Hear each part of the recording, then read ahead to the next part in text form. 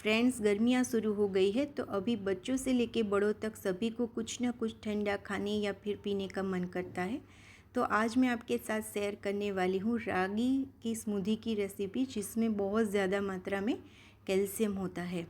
ऐसा माना जाता है कि दूध से भी ज़्यादा कैल्शियम रागी में होता है। अगर बच्चे आपके ड्राई फ्रूट्स, नट्स या फिर दूध पीना पसंद नहीं करते तो आप ये हेल्दी ब्रेकफास्ट उसे कभी भी बनाकर दे सकते हो। तो हम फटाफट से रागी स्मूदी बनाना शुरू करते हैं। रागी स्मूदी बनाने के लिए हम यहाँ पे एक पैन में 1.5 गिलास पानी लेंगे। गैस की फ्लेम अभी हाई रखेंगे और उसमें हम डालेंगे 2 चम्मच रागी का आटा। ये आपको आराम से ऑनलाइन या फिर नज़दीकी प्रोविज़न स्टोर में मिल जाएगा। अब इसे हम एक ही डायरेक्शन में अच्छे से मिक्स करेंगे और लम्स ना रहे उस तरह से पानी में मिक्स कर लेंगे।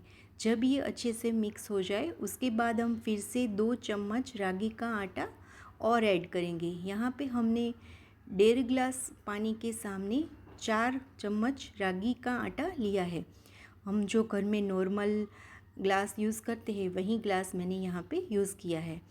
अब इसे फिर से हम एक ही डायरेक्शन में अच्छे से मिक्स करेंगे। जैसे ही ये गाढ़ा हो जाए उसके बाद हम गैस की फ्लेम लो कर देंगे और इस तरह से हमें कंटिन्यूसली 4 से 5 मिनट तक इसे लो फ्लेम पर पकाना है। इसे हम बिल्कुल छोड़ नहीं सकते क्योंकि बेस में ये चिपकेगा।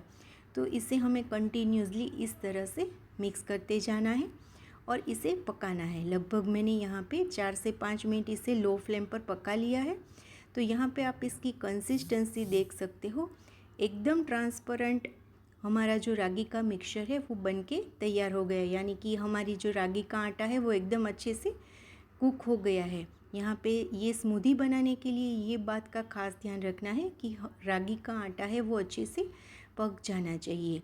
अब हम गैस की फ्लेम ऑफ कर देंगे और जब तक ये पूरा मिक्सचर अच्छे से ठंडा नहीं हो जाता तब तक इसको ढककर छोड़ देंगे। लगभग आधे घंटे बाद ही हम इसको चेक कर लेते हैं। ये अच्छी तरह से ठंडा भी हो गया है और एकदम गाढ़ा भी हो गया है। लेकिन यहाँ पे ढककर ही आप इसे ठंडा कीजिएगा ताकि ये सूख न जाए। यहाँ पे आप इसकी कंसिस्टेंसी देख सकते हो कि ये एकदम स्मूथ भी है और ठंडा भी हो गया है।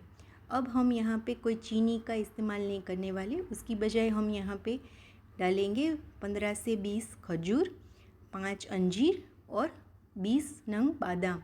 यहाँ पे हम कोई फ्रूट का भी यूज़ नहीं करने वाले। बादाम और अंजीर को मैंने यहाँ पे 20 से 25 मिनट पहले भिगोने के लिए रख दिया था पानी के अंदर।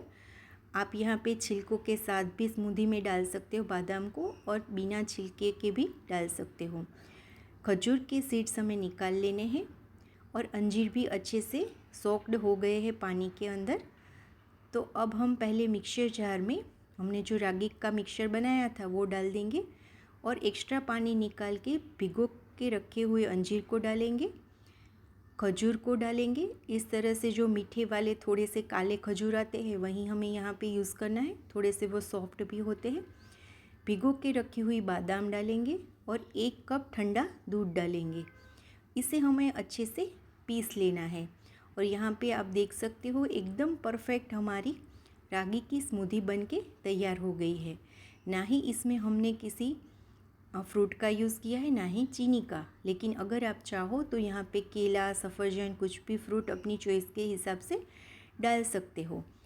अब मैं यहाँ पे गार्निशिंग के लिए थोड़े से चॉप किए हुए पिस्ता और काजू डाल रही हूँ।